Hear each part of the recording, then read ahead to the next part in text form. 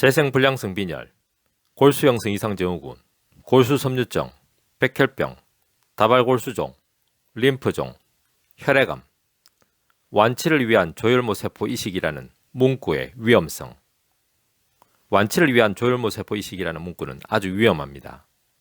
왜냐하면 조혈모 세포 이식만이 완치를 위한 처치라는 의미가 되기 때문입니다. 그런데 과연 조혈모 세포 이식만이 완치를 위한 처치일까요? 물론 조혈모 세포 이식은 혈액질환 치료를 위한 하나의 처치가 될 수는 있습니다. 그러나 조혈모 세포 이식만이 완치를 위한 처치는 아닐 것입니다. 왜냐하면 조혈모 세포 이식을 위한 전 처치 과정인 항암제 요법과 방사선 조사 등이 과연 올바른 것인가? 조혈모 세포 이식 이후에 이식편대 숙주병을 위한 면역 억제제 등이 과연 올바른 것인가 하는 의문이 있기 때문입니다.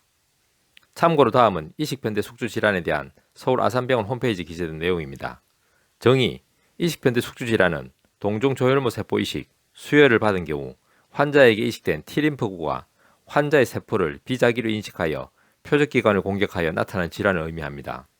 원인, 이식편대 숙주 질환은 동종 조혈모 세포 이식이나 수혈을 받은 경우에 환자에게 이식된 성숙한 T림프구가 환자의 세포를 자기의 몸의 것이 아니라고 인식하여 표적기관을 공격함으로써 나타납니다. 본래 우리 몸은 자기 것이 아닌 물질이 몸 안에 들어오면 면역기능에 따라 그것을 공격합니다.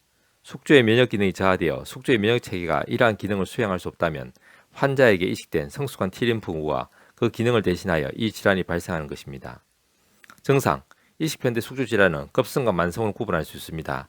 대개 시술 후 100일 이전에 나타나며 급성이라 하며 100일 이후에 발생하면 만성으로 생각합니다. 대부분 급성으로 옵니다.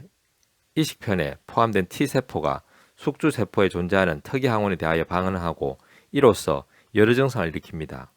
면역기관에 영향을 미쳐免疫力이 떨어지면서 예기치 못한 감염을 동반합니다. 사이토메갈로 바이러스로 인한 폐렴, 간염, 위장간염이 발생입니다. 이식편대 숙주질환의 증상으로 홍역과 비슷한 피부 발진이 생깁니다.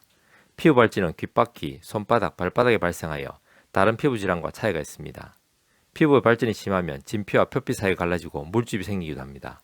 피부 질환과 함께 간질환이 동반됩니다. 황달이 발생하고 간 수치가 증가합니다.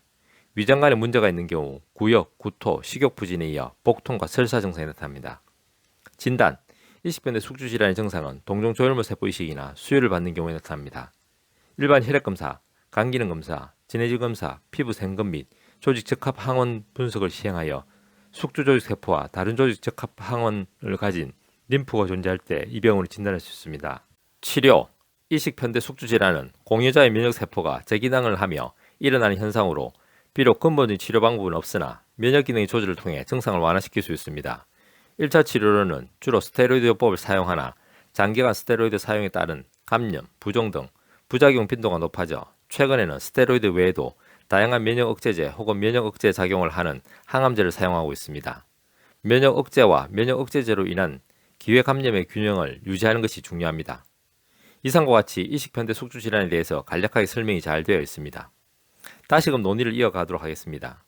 완치를 위한 조혈모 세포 이식이라는 문구 위험성에 대해서 심각하게 고민해 보아야 하는 이유는 조혈모 세포 이식 이전에 전 처치 과정에서도 항암제 요법과 방사선 조사가 있기 때문입니다.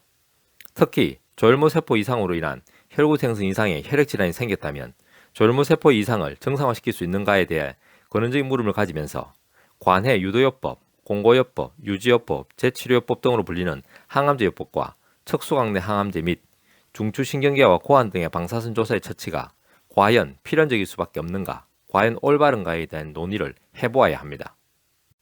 한의학은 과학입니다. 한의학은 철학입니다. 건강은 균형입니다. 동양 한의원은 균형입니다.